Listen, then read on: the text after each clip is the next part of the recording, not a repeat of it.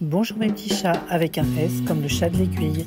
Aujourd'hui, je vais vous livrer tous mes secrets pour un nettoyage machine qui ne vous fera plus peur. Parce que oui, il faut nettoyer votre machine. Mais avant ça, si vous ne me connaissez pas, je suis spécialisée en confection sur mesure, flou et tailleur, ainsi que prof de couture à domicile depuis des années. Et j'ai créé quelques patrons. Et au fait, les petits chats, restez bien jusqu'à la fin de la vidéo, j'ai un petit cadeau pour vous. Et oui, à la fin de cette vidéo, je vous offre un e-book qui va vous apprendre la vraie méthode de prise de mesure afin de réaliser vos tenues parfaitement sur mesure, que ce soit les vôtres ou celles de vos proches ou moins proches, bref. Et en plus, je vous offre la possibilité d'obtenir un code promo de moins 50% sur mes e-books de modélisme, le buste de base et le pantalon de base, car c'est par là que tout commence, pour ensuite apporter les modifications qui construiront vos modèles uniques. Le nettoyage de votre machine est une garantie de longévité. Vous connaissez certainement cette fameuse phrase sur les bons outils qui font les bons ouvriers. On vous l'a dit et répété maintes et maintes fois quand vous étiez petit pour vous inciter à prendre soin de vos affaires. Vos affaires de classe tout d'abord, puis de sport et ainsi de suite depuis toujours. Alors pourquoi ne pas appliquer ce principe à votre machine à coudre, hein? Pourquoi ? Je vous propose de voir ensemble comment bien prendre soin de cet outil formidable qui vous permet de fabriquer de vos mains des choses merveilleuses. Mais d'abord, revenons ensemble sur certaines fausses idées qui se répandent sur le net, de blogs en vidéo, car on dit pas mal de bêtises sur ce sujet. Alors la première, si on coupe peu ou seulement des tissus qui ne pluchent pas, inutile de tout démonter. C'est faux. Un coup de bombe soufflette comme pour l'ordinateur, ça suffit. C'est faux. De l'huile dans la machine pour salir mes tissus? Ben non merci, c'est faux. Nous allons donc voir ensemble et en détail le matériel, le démontage, le nettoyage, le graissage, le remontage et enfin la fréquence de nettoyage. Donc pour nettoyer la machine, on va se munir d'un petit matériel de base, un plateau pour pouvoir mettre toutes les petites pièces qu'on va démonter, l'ailette fournie avec la machine pour défaire toutes les vis, une petite pince, alors moi j'ai ma pince préférée, c'est une pince à écharde qui est très pointue, qui permet d'aller chercher des toutes petites choses dans les petits coins. Mais on peut également se servir d'un autre outil du même style. Sur le plateau, il y a un aimant, parce que si jamais on paume une vis dans les tréfonds du ventre de la bête, eh ben on peut aller la rechercher avec l'aimant. Un certain nombre de pinceaux, alors c'est des pinceaux d'aquarelle, des pinceaux de gouache, des pinceaux scolaires, quoi. Un pinceau gras qui va nous permettre de tartouiller de la graisse dans les recoins dans lesquels on ne peut pas accéder facilement. Un tournevis, parce que figurez-vous que nous allons également démonter ici les deux petites vis qui servent à maintenir le bloc, parce qu'à l'intérieur de la machine, je vais vous montrer à quel endroit on va devoir nettoyer et graisser. Allez, c'est parti. J'oubliais bien sûr de vous rappeler que on met de l'huile dans la machine quand on la nettoie. Petit rappel qui n'est pas inutile, sur les bobines Gutermann, Mettler, enfin les bobines de bonne marque, vous avez ici un bloc-fil pour pouvoir ranger correctement vos bobines. Donc il faut bien penser à se servir de ce bloc-fil pour éviter que ça soit le bazar dans votre rangement et qu'il y ait des fils qui traînent et qui s'en mêlent de tous les côtés. Donc on tire dans la rainure qui est là. Ça c'est le petit détail rangement. On enlève la porte du boîtier de canette, la canette, si elle veut bien se laisser faire. Hop, on enlève le pied de biche. On enlève l'aiguille. Hop, on en profite pour gratouiller l'extrémité du doigt avec l'aiguille et la tourner dans tous les sens parce que c'est l'endroit le plus sensible qui permet d'identifier assez facilement si l'aiguille est émoussée. C'est-à-dire que si ça gratouille à un moment, eh ben, jetez votre aiguille, c'est qu'elle va bousiller vos tissus. On n'oublie pas bien sûr ce que c'est comme aiguille, mais quand on a adopté un bon système de rangement, on sait ce que c'est puisqu'on n'a plus qu'à regarder notre mode de rangement.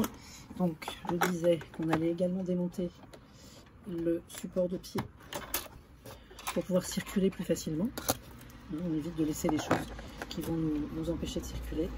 Alors on peut laisser la petite vis, mais bon, on peut aussi l'enlever, ça sera pas plus mal. Hop. Et on va, alors je vais vous préciser une petite chose, moi j'aime bien avoir de la lumière quand je travaille, même quand je nettoie ma machine, et donc je la laisse allumer. La machine elle va pas aimer ça, mais je m'en fiche, j'ai décidé de ne pas l'écouter, donc vous allez entendre, elle va faire des bip bip bip quand je vais enlever la plaque, parce que dans les machines modernes, il y a des détecteurs de présence ici à l'intérieur, et dès que la plaque n'est plus détectée, eh bien la machine elle râle, elle n'est pas contente, donc elle l'exprime, mais moi je vais considérer que je fais ce que je veux. Voilà. Alors dans les notices, il y a marqué que par prudence, par précaution, il faut l'éteindre dès qu'on intervient, dès qu'on la nettoie. Bref, c'est des précautions juridiques habituelles pour si jamais il y a un idiot, un crétinome qui va mettre ses doigts sur des fils qui auraient été dénudés et se prend une patate électrique, bah, qu'il n'aille pas se plaindre, au moins c'était marqué qu'il fallait éteindre la machine. C'est juste pour ça. Maintenant, il faut être complètement crétin quand même pour aller mettre ses fils. Mais bon, voilà, ça n'est que mon avis. Moi, je ne le ferai pas. Donc, je la laisse allumer. Et je prends les précautions. Alors, attention, petit bruit de pas contente. Voilà. Et là, maintenant, je ne sais pas si vous voyez bien, hop, on va aller nettoyer. Alors, je vais recadrer mieux que ça. Alors là, je vous fais un état des lieux en gros plan de tout ce qu'il va falloir nettoyer. Donc vous voyez bien que c'est tout cracra, c'est tout cochon. J'ai laissé exprès un bon moment sans nettoyage pour que vous puissiez vraiment vous rendre compte. Alors on a tendance à dire oui, oh, c'est pas une petite poussière qui va, hein, ça va maintenant. Mais imaginez, alors là c'est bien cracra aussi, on va se régaler. Imaginez quand vous avez une poussière dans l'œil, vous voyez bien ce que ça fait, hein, une poussière dans l'œil, c'est tout petit. Et pourtant ça vous pourrit la vie, ça fait mal, ça fait pleurer, c'est une cata. Donc vous voyez tout ça là, et ben forcément, à un moment, la machine, elle se dit hey, oh, ça va pas, je suis encombrée là, viens me nettoyer. Allez, donc on va le faire. Alors, la première chose à faire, donc évidemment, ça va sans dire, mais ça va mieux en le disant. Premièrement, il est interdit de passer l'aspirateur là-dedans. Un aspirateur, c'est trop puissant. Si jamais vous décrochez un petit ressort, une petite pièce, je ne sais quoi, c'est pas du tout une bonne idée. La soufflette également est interdite, hein, parce que la soufflette, elle ne va faire que repousser dans les coins quelque chose qui, avec le mouvement, va remonter à nouveau. Donc on prend son temps, on prend son mal en patience et on commence par tout nettoyer, y compris les fesses du boîtier de canette, là, hein, l'intérieur également, bien entendu. Et j'en profite, tiens, pour vous montrer un truc qu'on ne voit jamais. Est-ce que vous voyez bien que ici, à l'intérieur du boîtier de canette, donc là, on est à l'envers du boîtier de canette. Vous voyez cette pince, cette diagonale-là. Ça, c'est la pince de tension de votre boîtier de canette. Ça veut dire que quand vous faites votre enfilage machine, si vous ne tirez pas sur le fil pour qu'il aille s'enquiller au fond de cette pince, eh bien votre fil, il reste mou, il reste brinque-ballant.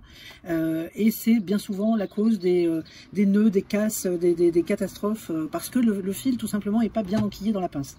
Donc, je profite de l'occasion de ce nettoyage pour bien vous montrer que le fil, quand vous le passez dans le guide pour aller faire tout le circuit, si vous ne retenez pas votre canette pour l'empêcher de tourner afin de tirer sur votre fil qui soit tendu et qu'il aille s'enquiller là-bas au fond de la pince, l'enfilage n'est pas correct. C'est une des raisons principales qui explique les casses qu'on n'arrive pas à s'expliquer.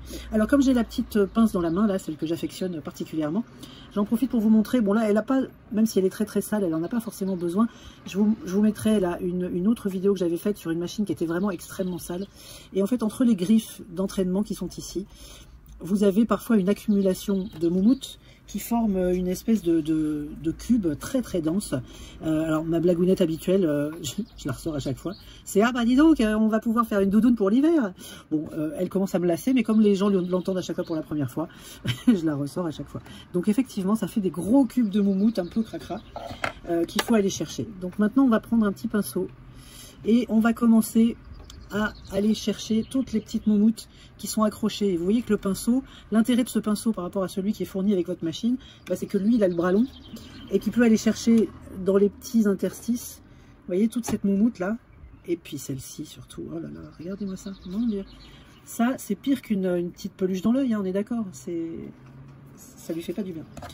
Donc, on alterne entre la pince, par exemple, pour aller chercher ce truc-là, la pince et le pinceau, pour pouvoir vider complètement tout le contenu des crabouillages de la machine. Et on y va avec délicatesse, parce que plus la machine est moderne et plus elle a des petites pièces très délicates qui permettent de faire des choses merveilleuses. Là par exemple, j'ai mon coupe-fil automatique. Donc si je le brutalise, si je vais nettoyer là-dedans comme un gros barbare, que je brosse comme une souillon, et ben forcément je risque de casser des pièces et après je vais m'étonner qu'elle veuille plus avancer. Donc on y va délicatement. Encore une fois, c'est comme quand on a une poussière dans l'œil, on n'y va pas comme une brute au Karcher pour faire passer la poussière dans l'œil. Et ben c'est pareil avec votre machine, elle est sensible, elle est délicate, on l'aime de tout notre cœur, on a envie qu'elle soit efficace toute notre vie, qu'elle dure longtemps. Et donc on l'entretient régulièrement. Alors la fréquence d'entretien de votre machine. Alors globalement, quand on est professionnel, en principe, on devrait la nettoyer tous les jours. on n'a pas toujours le temps de le faire, mais dans l'absolu, il faudrait. Donc au moins une fois tous les 2-3 jours, ça serait pas mal.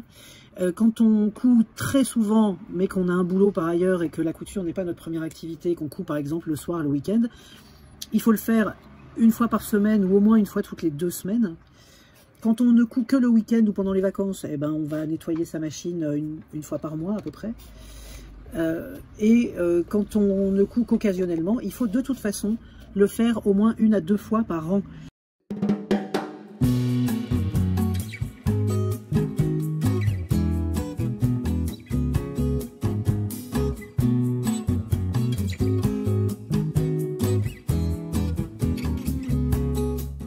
Ça veut dire que quand vous cousez pas beaucoup, eh ben, essayez de vous mettre un rappel sur votre portable, par exemple, comme quand on décongèle son congélateur, vous voyez, quand on dégivre et qu'on nettoie son congélateur, on le fait 1 à 2 fois dans l'année. Et ben la machine à coudre, ça va être pareil. C'est-à-dire que si vous avez mis une alerte dans votre portable en disant que le 1er juin et le 1er décembre, par exemple, vous nettoyez votre machine et vous n'allez pas faire le congèle le même jour, ça fait beaucoup.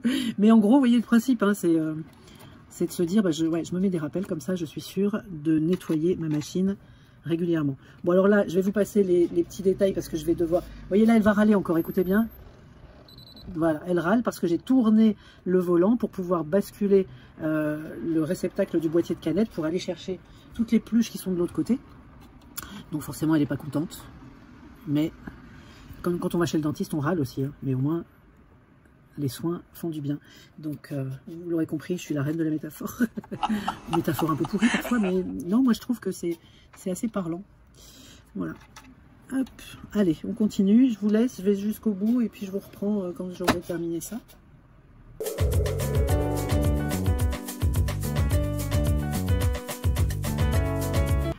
Alors, juste pour le fun, juste pour vous montrer comment ça marche, si vous n'avez jamais vu un coupe-fil automatique en action, en direct live, eh ben, je vais vous montrer ça.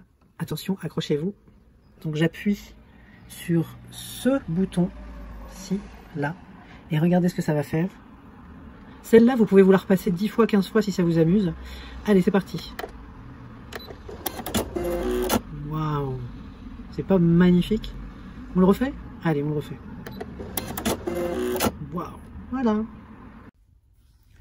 Alors, quand la machine est vraiment très cracra, ce qu'on peut faire également, ce que je vous conseille en tout cas, si vraiment il y a de la crasse qui est restée quasiment incrustée dans le fond du boîtier, vous déposez 1 ou 2 gouttes de produit à vitre sur un coton-tige. Et alors, vous passez pas ça partout, hein, bien sûr, parce que les parties électriques, etc., on va vraiment éviter. C'est simplement pour décrasser, vous voyez, le fond du boîtier, là, quand vraiment c'est accroché. C'est comme si, vous voyez, quand on a un truc qui est complètement grippé, donc on fait bien tout le tour comme ça pour enlever toute la cochonnerie qui est vraiment restée collée aux parois du support de boîtier. Hop.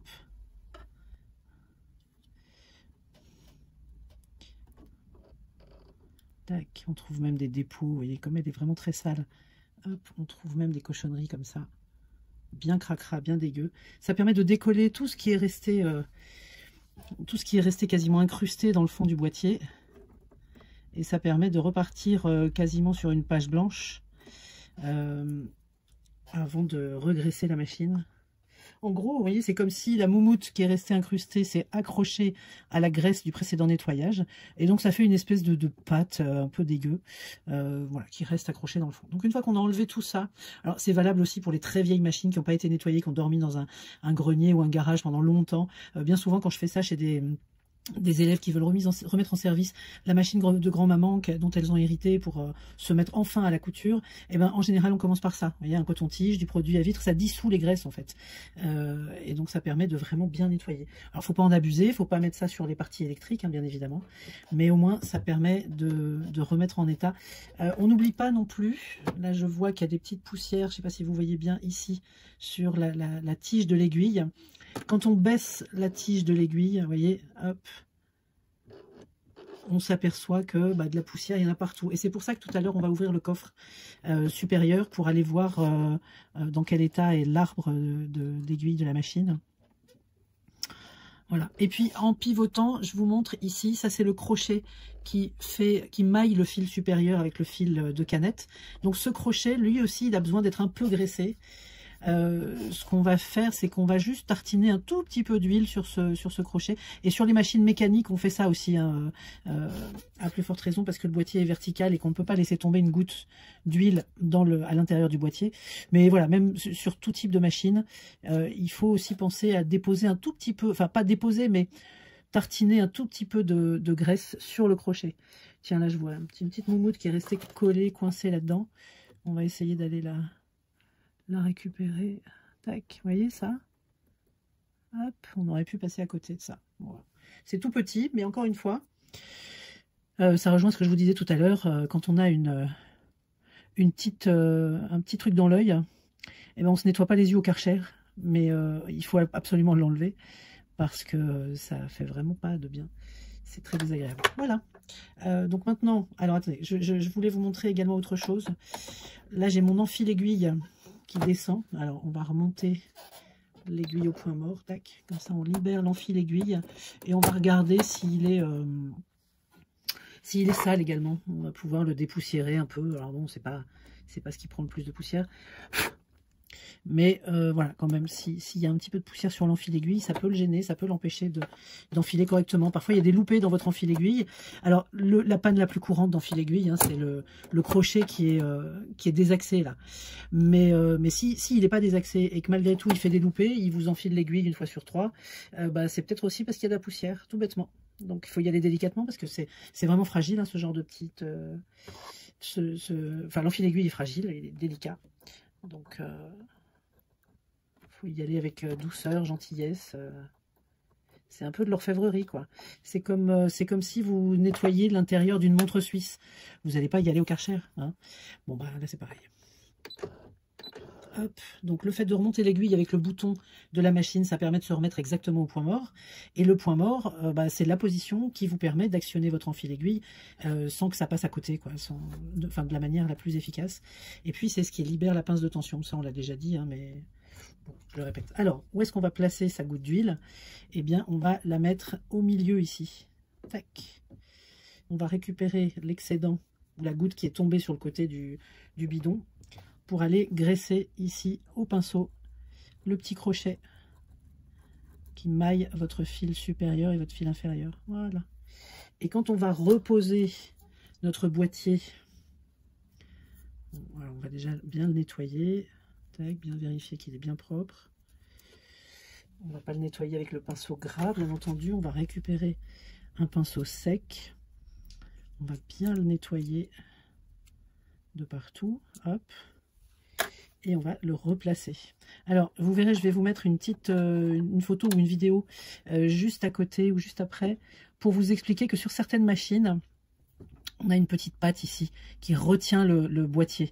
Alors, quand on repositionne la petite patte, il faut vraiment faire attention à ce qu'il y ait un espace suffisant à cet endroit-là pour que le fil puisse passer, parce que votre boucle de fil, elle va passer ici précisément. Et si vous avez trop serré la patte métallique, bon là, vous voyez qu'il y a l'emplacement pour mettre une patte métallique, mais elle n'y est pas.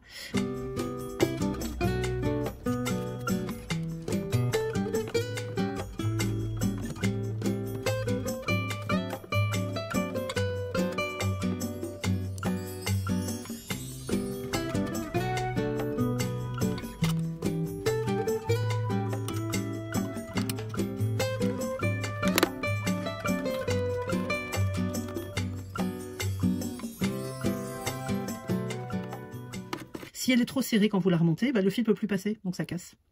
Donc il faut vraiment laisser un petit espace ici. Alors sur cette machine, comme elle est pleine de sécurité et elle va forcément dire non, je suis pas d'accord. Si on essaye donc là le pied est baissé, si on essaye de pédaler dans le vide pour répartir l'huile, elle va pas être contente, elle va pas vouloir le faire. Ah bah si, bah vous voyez, là elle est sympa. D'habitude elle veut pas. C'est peut-être parce que je l'ai éteinte et rallumée entre temps que du coup elle n'a pas trop pigé qu'elle était encore déshabillée de sa plaque. Donc elle accepte de le faire. Voilà, c'est ce qui permet de répartir l'huile dans tous les rouages. Donc on fait un petit coup dans le vide comme ça. Et ensuite on va pouvoir remonter la plaque, le support de pied, le pied, l'aiguille, blablabla, etc.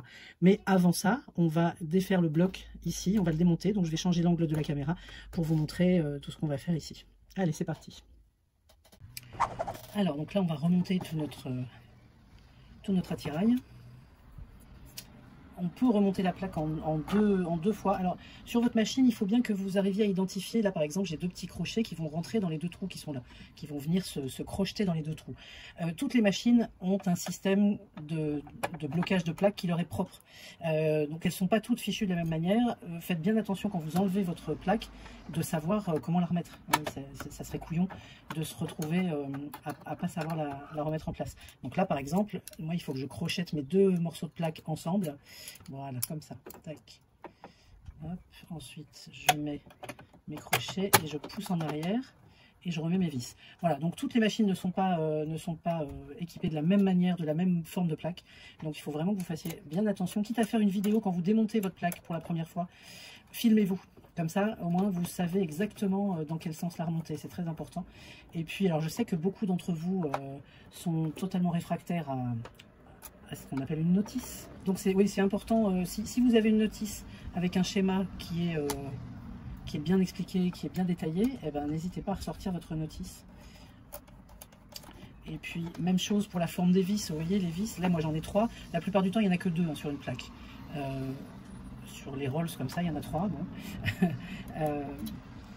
Elles n'ont pas toutes la même forme, donc il faut pas se tromper de pas de vis quand vous remettez vos vis en place. Hop.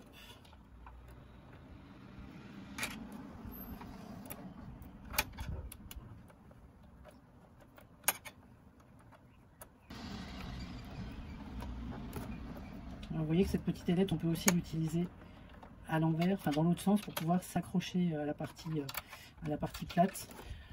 Parce que c'est vrai qu'en termes d'ergonomie, quand on est là-dessous, vous voyez que l'espace est très exigu. On ne peut pas forcément beaucoup circuler. Vous voyez, il y a une hauteur qui est vraiment très faible. Alors moi, j'ai la chance d'avoir un espace à droite qui est très large, plus large que la moyenne. Mais en tout cas, la hauteur ici est vraiment très limitée. Donc c'est difficile de circuler là-dessous. Il faut trouver les astuces. Vous voyez, dans cette ailette, par exemple, si je rentre un pinceau, hop, eh ben, je peux tourner. Voilà. Alors maintenant, on va remonter progressivement toutes les pièces. Donc là, on est sur la vis de support de pied, qu'on ne va pas visser en entier, puisque le support de pied, c'est une encoche ouverte. Donc on va le glisser par-dessous. Et par contre, laissez bien un doigt en dessous du support de pied pour ne pas qu'il descende. Il faut vraiment qu'il soit embuté le temps de visser à fond. Maintenant, avant de remettre le pied, on va repositionner son aiguille. Donc l'aiguille se positionne de la manière suivante, le côté plat vers la machine, ce qui fait que quand vous basculez votre aiguille, elle est dans le bon sens. Et donc de la même manière, il faut penser à pousser vers le haut jusqu'à ce que ça soit vissé à fond pour qu'elle soit bien embutée. Ensuite, on remet le pied. On repositionne la canette dans son boîtier. Alors comme je vous le disais tout à l'heure, on bloque la rotation de la canette pour pouvoir tirer jusqu'au coupe-fil de manière à ce que le fil rentre bien dans la petite pince que je vous ai montré précédemment. Alors maintenant, on va démonter le coffre supérieur. Donc essayez de trouver toujours le tournevis adapté, hein, parce que si le tournevis n'est pas bon, on risque de déglinguer de bousiller le pas de vis. Et alors après, pour remonter le bousin, c'est une autre paire de manches. Hop. Donc là, on essaie de récupérer et la vis et la rondelle, de rien faire tomber par terre. Voilà.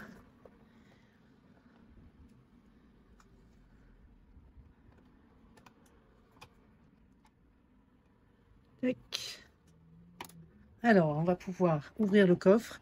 Et alors, la précaution à prendre quand on ouvre le coffre, surtout pour la première fois, c'est de bien vérifier quelles sont les accroches. Parce que quand il va être question de le remettre en place, il ne s'agirait pas de se retrouver coincé à ne pas savoir le remettre. D'accord? Donc, il faut bien vérifier à chaque fois s'il y a une petite encoche, un petit bazar, un petit truc qui s'enquille là ou là.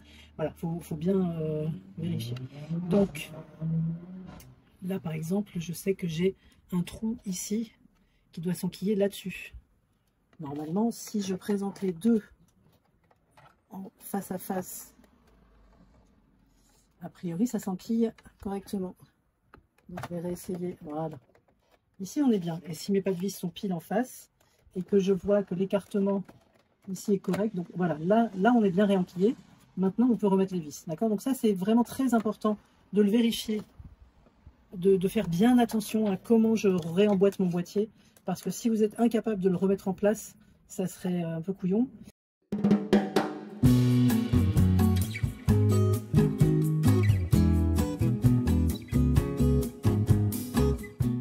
Et vous voyez que si je passe le pinceau, là, eh ben, il y a de la poussière partout. D'accord? Alors, c'est pas bien méchant, mais celle qui est en haut, elle va à un moment se retrouver en bas. Ici, par exemple, j'ai un gros amas de poussière. Je sais pas si vous le voyez bien. Voilà. Ça, vous voyez, ça a l'air de rien. On a l'impression qu'en haut, il n'y a jamais de poussière. Mais que nenni. Billevesé.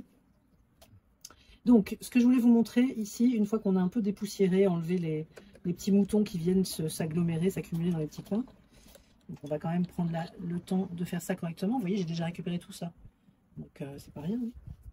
Et bien, une fois qu'on a récupéré ça, alors on est bien d'accord que toutes les parties électriques, électroniques, etc., on n'y touche pas. Moi, je m'aventure jamais là-dedans. Tiens, vous voyez, j'ai encore trouvé un trésor là.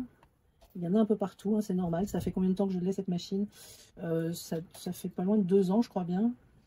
Et la partie supérieure, je ne l'avais pas encore faite. Vous voyez, donc c'est important d'y aller de temps en temps. Parce que figurez-vous que si j'actionne le volant, vous allez voir que ici, par exemple, je vais vous montrer ça avec la pince. Ici, ces deux parties-là, elles sont bien en rotation l'une contre l'autre, d'accord? Donc 2 pièces métalliques en rotation, en général, ça crée de la corrosion. Tiens, en actionnant le volant, je vois qu'ici, j'ai également des moutons. Tac, les petits moutons, donc on les dégage. Hein.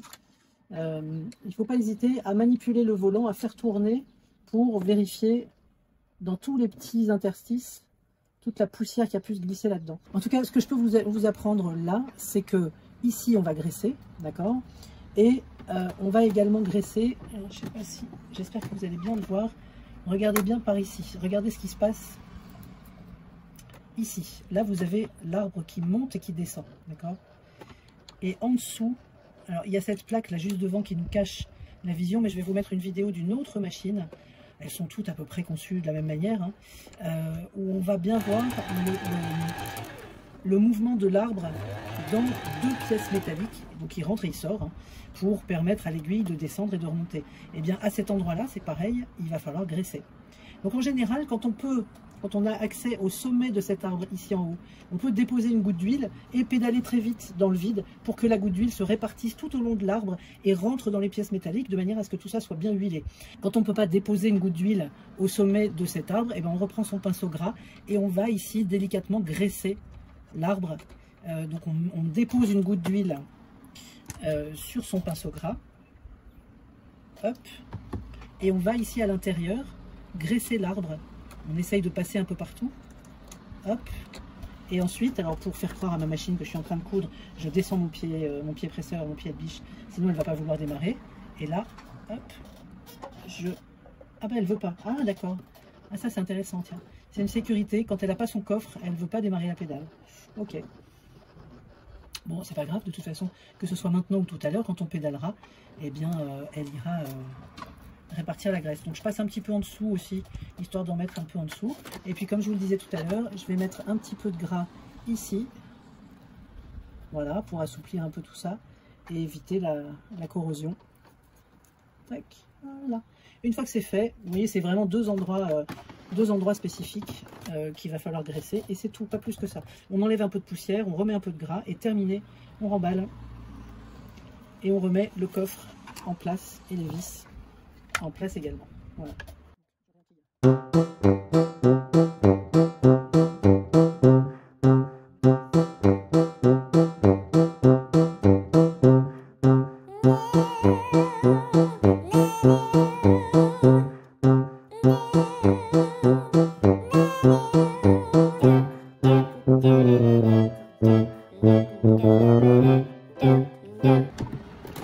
Et ensuite on peut pédaler dans le vide. Ah bah oui, c'est sûr que si je débranche ma pédale, je comprends mieux pourquoi elle ne veut pas pédaler dans le vide. Voilà. Impeccable là. Et là, elle ronronne. Petite bichette. Elle avait soif. Hein. Et voilà mes petits chats, j'espère que vous aurez appris quelque chose. N'hésitez pas à vous abonner, à liker, à commenter et même à partager si vous le souhaitez. À bientôt. Bien sûr en description mon petit cadeau ainsi que des liens très instructifs.